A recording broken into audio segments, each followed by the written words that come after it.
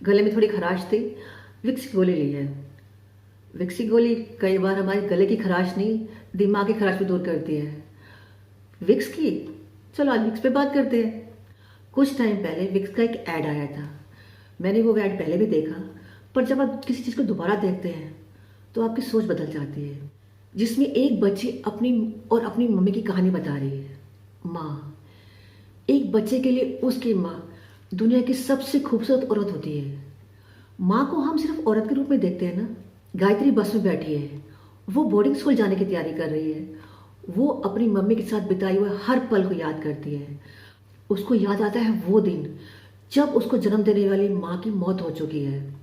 अपने पापा को तो उसने कभी देखा ही नहीं। कुछ लोग घर का सामान उठा रहे हैं, कोई टीवी, कोई फ्रिज, जिसके हाथ जो लग रहा है उठा रहा है। कुछ लोग तो उसको भी लेके जाने की बात कर रहे हैं। किसी ने कहा, मैंने इससे 2 लाख रुपए लेने हैं, अब मैं इसकी बेटी को लेकर जाऊंगा और इसको बेचकर ही वसूल करूंगा। वो डरी डरी चुपचाप सबको देखती रही और तभी मम्मी आई। मम्मी यानी गौरी। गौरी ने गायत्री का हाथ पकड़ा और उन लोगों से बहुत लड़ाई करी। वो गायत्री को अपने साथ ले आई। तब वो 6 साल की थी। गायत्री की माँ एक सेक्स वर्कर थी जो HIV एड्स से मर चुकी थी। उसकी कम्युनिटी के लोग उसको बेचना चाहते थे, उसको भी सेक्स वर्कर बनाना चाहते थे। और जब गौरी को पता चला तो वो गायत्री को अपने साथ ले आई। गायत्री याद करती है वो दिन जब मम्मी उसको अपने साथ लेकर आई तो वहाँ कुछ लोग बैठे थे। उन्होंने पूछा, क्या इंसान का बच्चा है? इंसान का बच्चा? गायत्री ने गौरी को देखा, क्या मम्मी इंसान नहीं? धीरे धीरे गायत्री और गौरी में बहुत अटैचमेंट हो गई और वो गायत्री की माँ बन गई। उसने गायत्री को गोद ले लिया। अब गायत्री पास के स्कूल में जाने लगी। अब उसको समझ नहीं आता था कि वो गौरी के दोस्तों को क्या बोले। अंकल बोले, आंटी बोले, इस बात में बड़ा कंफ्यूज रहती थी वो।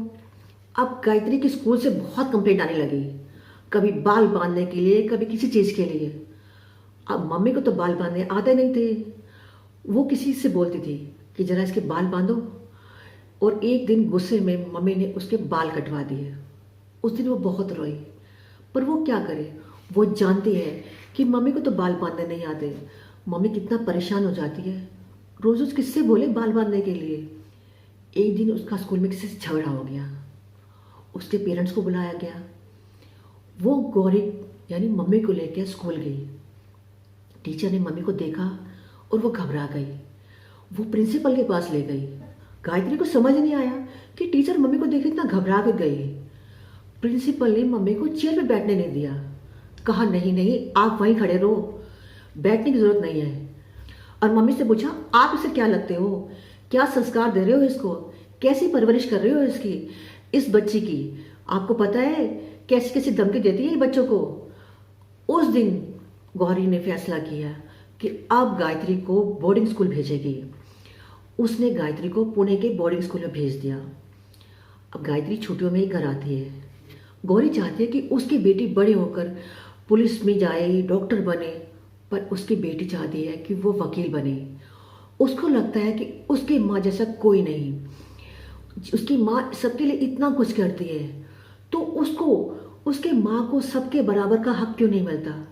वो वकील बनना चाहती है ताकि अपनी माँ को औरों के बराबर सम्मान और हक दिला सके।